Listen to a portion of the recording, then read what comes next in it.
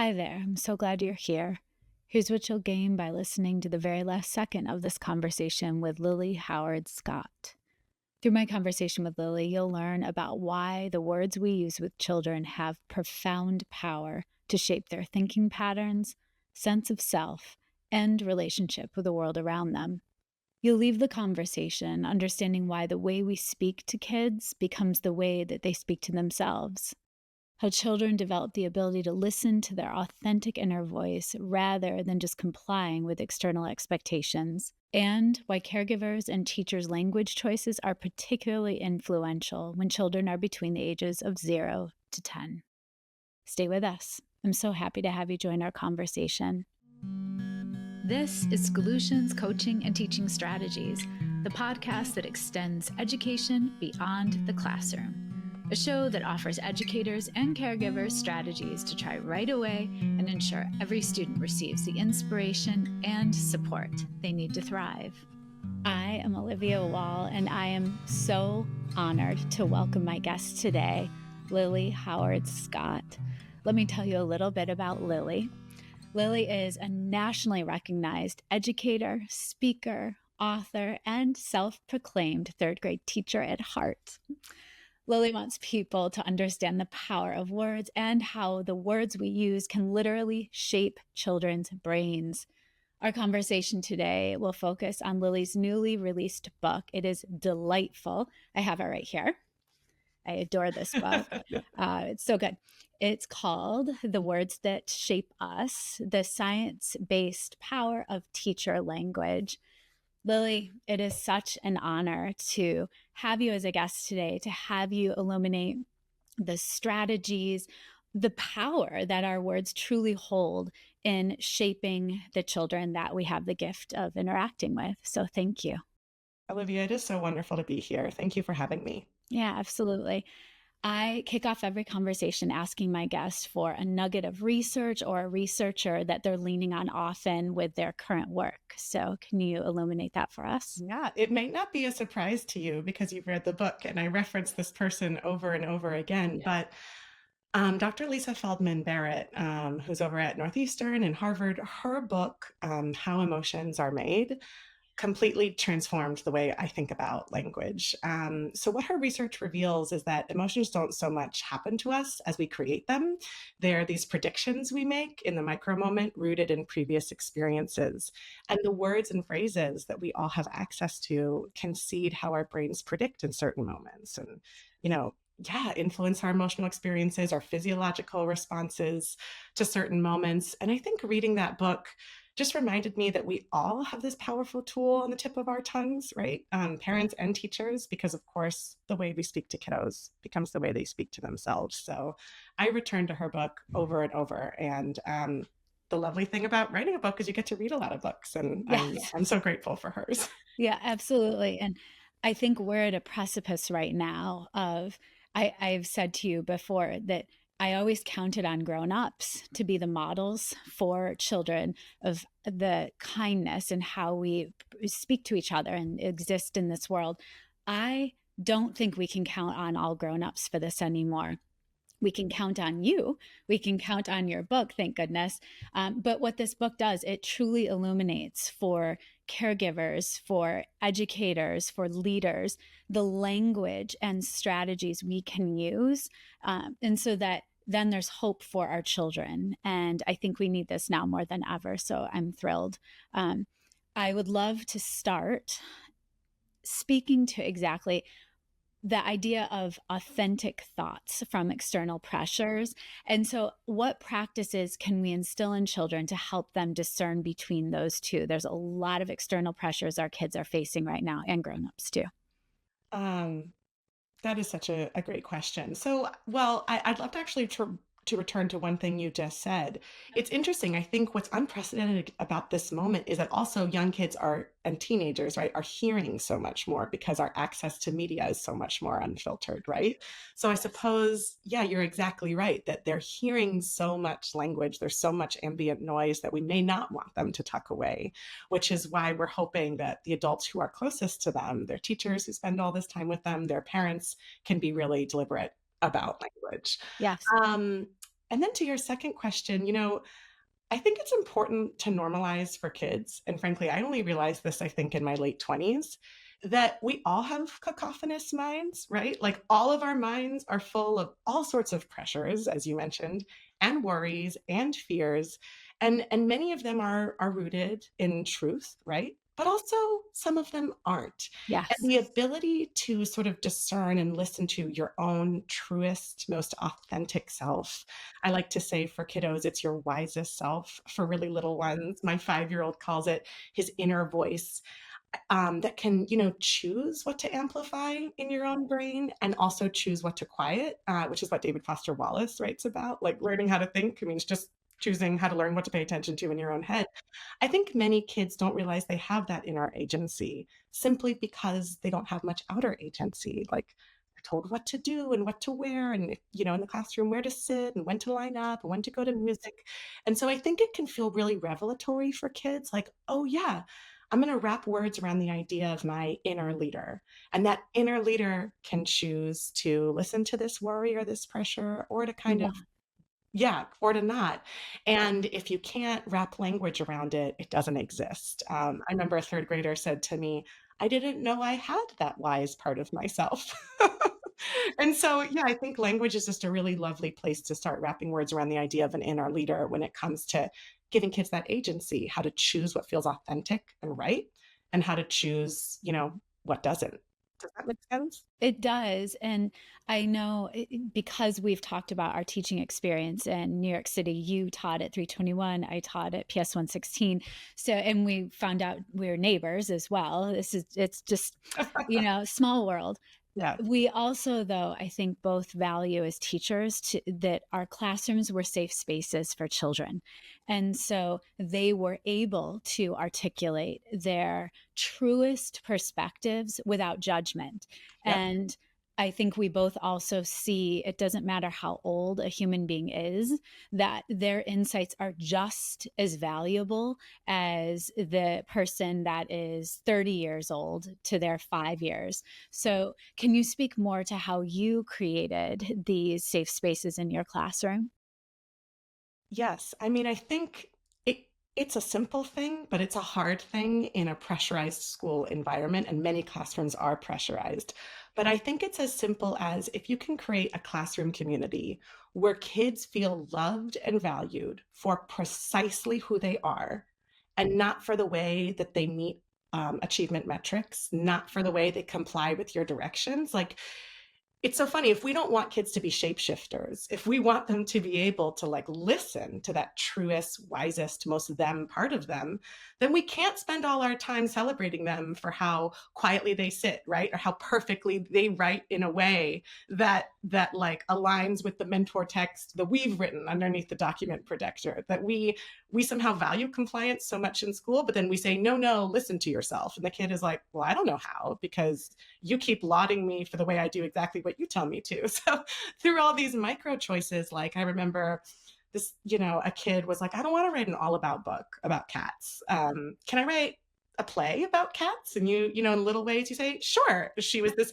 brilliant kid who wrote a 26-page, very funny play about cats. Or my student Harper, who has synesthesia, can I teach the class about what it's like to have synesthesia? Yeah, sure, sure.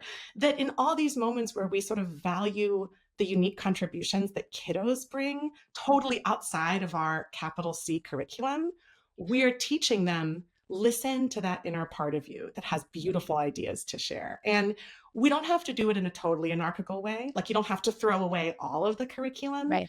But I love what Dr. Bruce Perry says, that like the most powerful and enduring human interactions are often very brief, that just like the steady accumulation of small moments where you welcome kids to adapt things in this way is so powerful. So I'd say that's something any teacher can do. And it makes a huge difference if you want to help kids listen to themselves and trust themselves. I also, Lily, you give me so much hope because these shifts, these changes, as you just said, they're not heavy lifts. They may feel big because we're so used to having to have that control in the classroom. But I found, especially with my kindergartners, my first graders, the more autonomy they had and trust that they felt I had in them to run the room, to have full control over conversations around a book we were reading or a mathematical problem we were troubleshooting. They rose to the occasion every single time. And I really kids I would much rather hang out with children often than grown-ups because children see they're eternal optimists in many ways. They see possibility and don't get as hung up on all the what ifs Yeah, or we can't. It's no, we can do this together. So I feel that deeply. And I also think that the other layer I hear you speaking to is that self-worth and really recognizing each of the humans in our classrooms. But I think grown-ups need to work on this more too. yeah, How are we recognizing our uniqueness instead of these metrics or these superficial metrics? So totally. how in the world do you coach children around that work? I mean, it's you're so I wanna do my, like, me too third grade signal with everything you say. Um, well, I think first of all, it's like, one of my favorite books is The Tyranny of Metrics by Jerry Mueller, and he writes, "Much that is important can never be measured, and much that is unimportant can be measured." And I think the first thing we need to do is like cool it with the high stakes tethered to measurements for teacher evaluation. Because if the teacher herself feels completely paralyzed, like, oh, we've got to get through this unit or else, of course the kiddos won't have agency. Exactly. So this may sound a little anarchical, but with the teachers I support, I remind them of something a student once said, which is that I look like I'm listening, but I go into the rowboat in my head and I row away to a more interesting place. And I say that to illuminate, like, even if you do everything perfectly and you're sort of minute to minute where you think you should be, how do you really know that Yeah. it's working, right? Like, how do you really know that kid isn't just thinking about colossal squids or something more interesting than that lesson? Like, what you think you're doing, maybe it's reaching a few, but it certainly isn't reaching everybody. So close your door, listen to yourself, and teach the kid, not the curriculum. If these kids are all interested in red-tailed hawks, design a Go little for it. mini unit about red-tailed hawks, write some poetry about them. That it's so much more interesting for the teacher to have that autonomy and respect what the kiddos are offering and adapt curriculum accordingly. And then the teacher models it for the students. And it's funny because what I've been thinking a lot about is that even for the kids for whom it looks like it's working, like super, those really sort of high achievement, I'm going to meet metrics in the most glittering way kiddos who are so good at writing the thing in the way that mirrors, the mentor text as we were talking about. Is it really working for them, or is it its own form of toxicity? Like, I mentioned my student Harper, a brilliant, very high achieving student, and I had told myself a story about her, like school is easy for her, school's where she feels successful, she's above grade level and everything. And she wrote this poem between her wisest self, which she called her president decider, and the pressure that she feels. And she describes pressure as red-faced, open-mouthed, yelling at her, raise your hand higher, show that you care, show that you care. And I'm like, well, as it turns out, this really wasn't working well for No. her either, Yeah. right? Yeah. So it's sort of like all kiddos, I think, benefit from this more flexible approach to teaching and learning, even those who seem like they're soaring. Yeah. And that also allows space for the uniqueness of everyone's strengths Yeah, as well, because then Harper, for example, wouldn't feel like she has to be perfect and the strongest at everything. I think a huge misstep we make as grown-ups is we are not focused on collaboration enough. It's that myopic, like, I am the best. It's all about the self. And it's so short-sighted because that's not the way innovators innovate. It is totally. not, right? And so I guess that's fascinating to me in that nuance. And then one of the analogies you also speak to in this book that's so beautiful, it's the idea of slowing down and appreciating just looking at the smallest details, like we're bird watchers. And if I could jump back into a classroom with my own children tomorrow, I would embrace this idea because we're in this fast paced world and we do not slow down enough.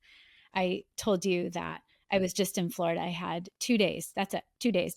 And I was going to soak up every moment on the beach that I possibly could in the warmth, in the sunshine.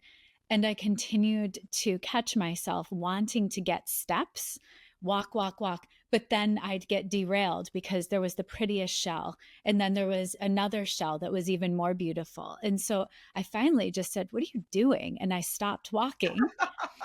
And I'm like, who cares about steps? You're on vacation Yep. anyway. Let it go. Yeah. But I just like planted my feet and took a moment to really like get down and look at the intricacies of every tiny shell. And it was this moment of just fascination that I wish we allowed for more in our classrooms, that curiosity, I guess.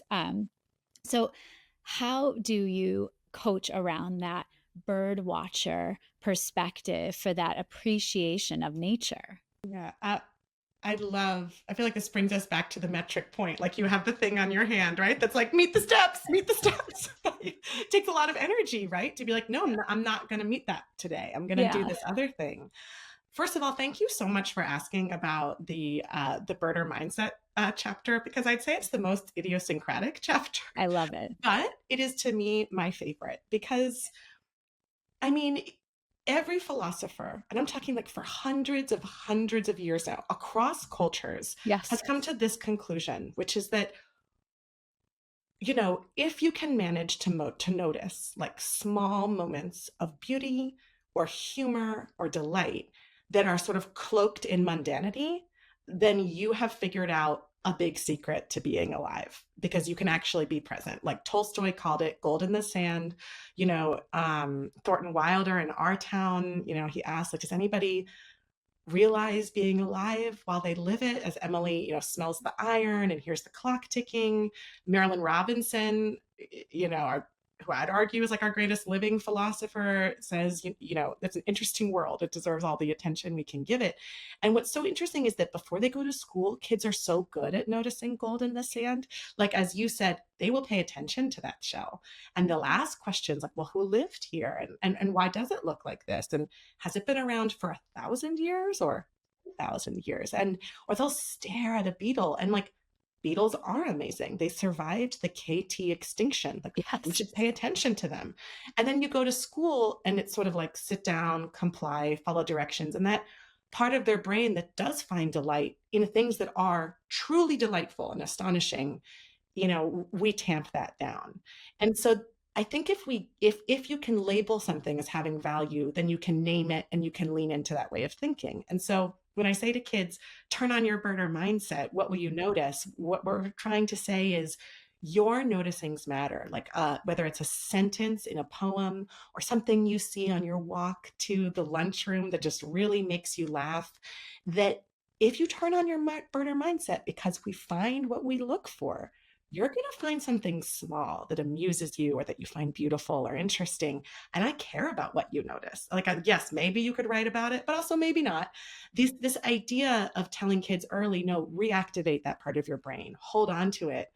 I think it's a gift for now because it makes their attention obviously much sort of longer and stronger at school. School's more interesting, but it's really a gift for always because once you turn on your burner mindset is turned on. It's like Ross Gay says in the Book of Delights, the more you study delight, like the more delight there is to study. And for me, it was my children that kind of reactivated this part of my brain. And I just hope they hold on to their burner mindsets. And I love the idea of teachers telling kids, turn on your burner mindset. What will you notice? Because, yeah, it does two things. It helps them find those moments of delight, but it also reminds them what I notice has value. And it's nothing my teacher can notice. It's only what I notice.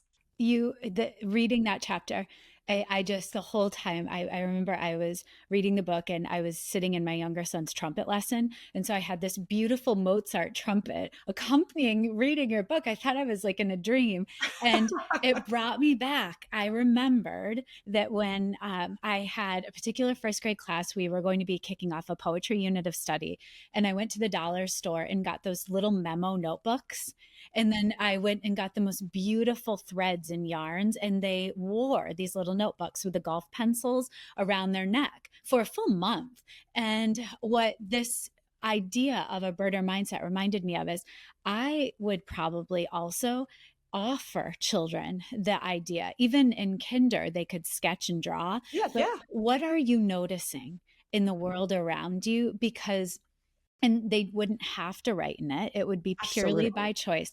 But I think so often you and I have alluded to writing a few Yep. times in this conversation, and we have children that may think that they struggle with ideas for generating writing, but it's really just they need to know that the mundane is a beautiful, beautiful place to start and write about. Yeah, So yeah. I would have them, if they chose to jot down, what are you noticing with your birder mindset? Every Draw it. day, draw it, jot words, phrases, anything that can help you. And then during writing workshop, they could have that birder mindset catcher out or I love it. something. I So love it. That's such um, a great idea. The necklace. it The it was necklace it is was so inspiring. adorable. The little memo notebooks, they were Yeah, like, I don't know, 10 cents. It wasn't yeah. anything crazy, with the golf pencils that fit just perfectly within the coil. Satisfying. It's so satisfying.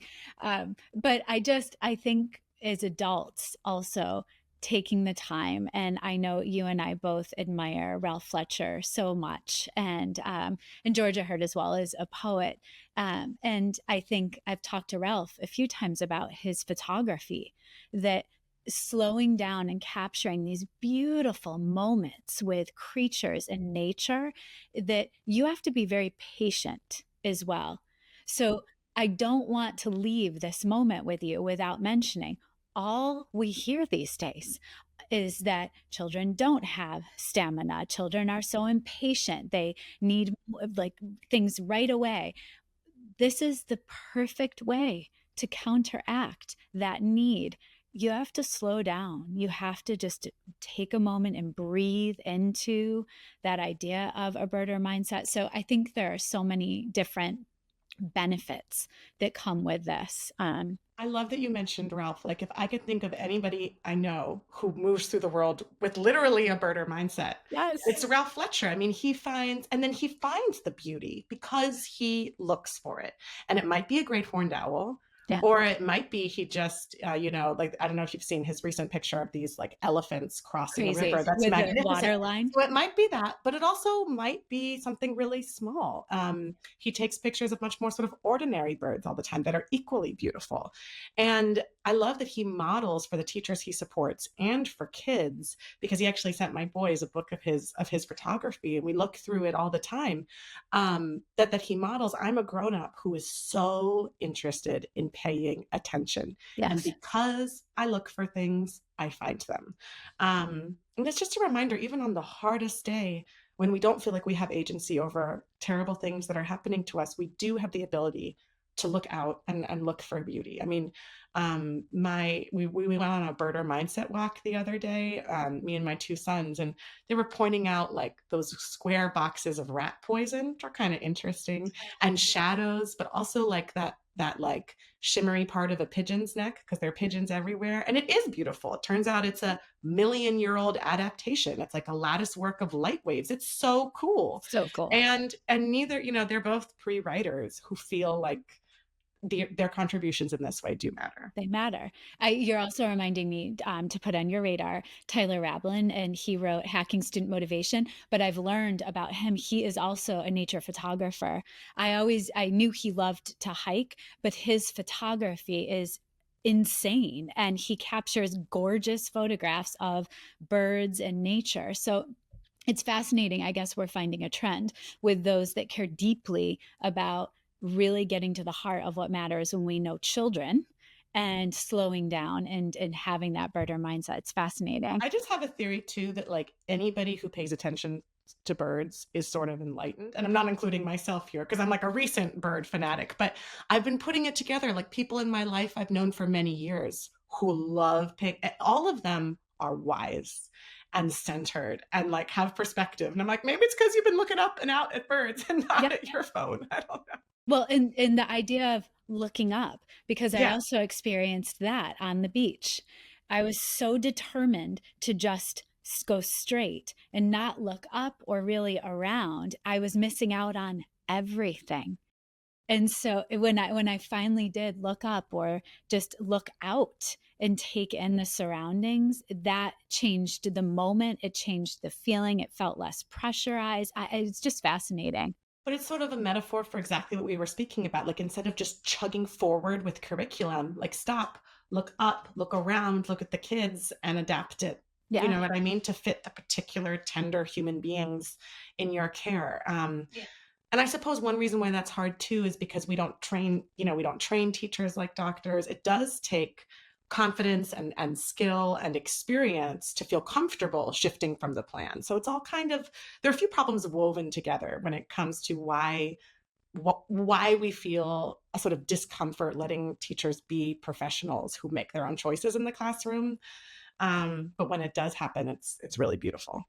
Well, and that's why the more I write for myself, I am honing in on, how can we honor teacher expertise? One of the top qualities is that idea of adapting based on the needs of our children. It's not rocket science, but Yeah, I think we have to go back to honoring teachers' expertise instead of a box curricula option. Um, totally. Right. And I think the other piece that we are greatly struggling with as a society right now is the idea of the binary Oh yeah. and and that there's a right or wrong. Oh And yeah. I just had the privilege of interviewing Dr. Katie Anthes, and she spoke so eloquently to the complexity that there are no issues that are black and white or yes no, and that people that try to polarize it- just completely negate the complexity. And so, something else I thought was just next level that you coach around in this book is really nurturing that complexity with children to move beyond the binary. So, how do we do that? Yeah, well, I think if you can give kiddos that language early to do what Barrett says, sort of make that energized determination that seeds how your brains predict. One of those language couples for me is just the idea of telling a second grader both and intent versus impact. It can be true that things that feel like they're opposites do truly coexist. It is both true that I'm having trouble decoding right now and that I am a fantastic reader thinker. It is both true that when I said yelp about my quiz brain, I was truly, I mean, my quiz grade, I was truly just excited. And it is true that that really hurt your feelings. I think giving kids again language to wrap around the idea that these contradictory elements exist at once, it kind of counteracts this very tempting thing we all do, which, as you said already, is to just think in binaries. And the more we can give kiddos language to do it, the more that they establish thinking patterns that are actually nuanced. And you do that when you're 7, it's a heck of a lot easier to do it when you're 17 and when you're 27. And particularly in this moment where the way we consume information is, and so many have written about this, but it's lacking in nuance because it's in 140 characters and you can't fit much nuance in there, or because we're trying to spike outrage, we're trying to spike reshares. And again, it's not that titillating to reshare something that's, kind of in the middle, yeah, offering value to both perspectives, that there are so many forces at play that move kids away from nuanced. The more we can help them lean into nuanced thinking now, the better. And of course, you can do this so easily in a read aloud, right?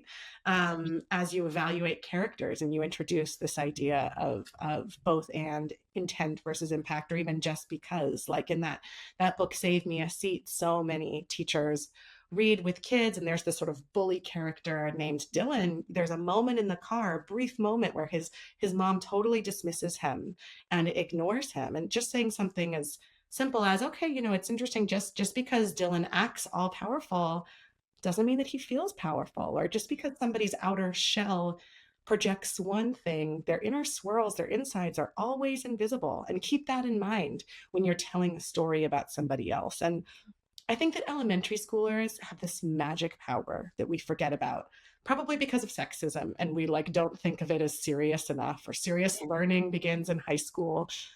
But the most serious learning of kids' lives happens 0 to 10, when Yes. their capacity for neuroplasticity is most remarkable. Like that's when their thinking patterns are established, their sense of self, the stories they carry forward. And elementary school teachers spend like 1,000 hours a year in the same room with the same group of kiddos. Those kiddos aren't floating around. And so elementary schools teachers just have so much influence as kids develop their sense of self and sort of lean into thinking patterns that are nuanced or not. And so I hope also that this book resonates as a tribute to early childhood teachers and elementary school teachers, and the wonder that they can sort of facilitate that sometimes isn't properly acknowledged culturally. It does. And I also think about, you just spoke a bit. I heard you say the outer shell and inner swirl. And so I need you to speak to that because it's such a beautiful analogy in the book, or metaphor, I would say. Yeah, so that's, it's funny. It's as kiddos are, again, telling stories about characters or each other, if you have language to describe something, it's just a lot easier to lean into that way of thinking. And so saying to kids, we all have an outer shell. It's kind of like our exterior self. And it's easy to see, right? And then we also have this inner, we have inner swirls. They're just the parts of us that aren't so easy to see. And remember that sometimes there isn't tension between our outer shell and inner swirls, but sometimes there is. And I think when kids realize that, they just tell more nuanced stories about each other. So I'll never forget my student Alexis said, just because everybody looks calm on their outer shell doesn't mean they are. We just can't see their inner swirls. Or my student Leah said, it's important to share about your inner swirls because if you don't share about them, then other people won't have a mirror and they'll think that their inner swirls are only theirs. But actually, you have something in common. And she was saying something so sophisticated. She was alluding to this point James Baldwin famously makes, that like it's what you think alienates you that connects you. And so Yes. giving kids that language around, yeah, when I feel comfortable, I am going to share about my inner swirls and see what connections or illuminations that triggers. And what I love about this language is even little ones can use it. Like a young child said, Gaston loves Belle because of her outer shell, but he doesn't know her inner swirls at all. And he may keep that in mind, as he looks at a classmate's behavior and says, why is that person doing that? As opposed to just thinking, oh, they're acting rude, they're turning over the table, they must be bad. Well, sure, that's their outer shell, but what's going on inside? Sometimes there really is a gap there. I love that you just also segued to the idea of outer actions as outer shell, inner swirl as like the cause sometimes that Yeah, can be a better descriptor. So that helps us again pause and not make judgments. So the conversation really has come full circle, Lily, because we began with the idea of safe spaces. So I can't say enough about the book. It's such a clean structure, and I appreciate that so much. It's very predictable. I love that you tuck in examples of curricula as well. You can really bounce around in the yeah, book based on your needs, which is helpful as well. And I can hear you. I could hear your voice as I'm reading. You're such a beautiful storyteller.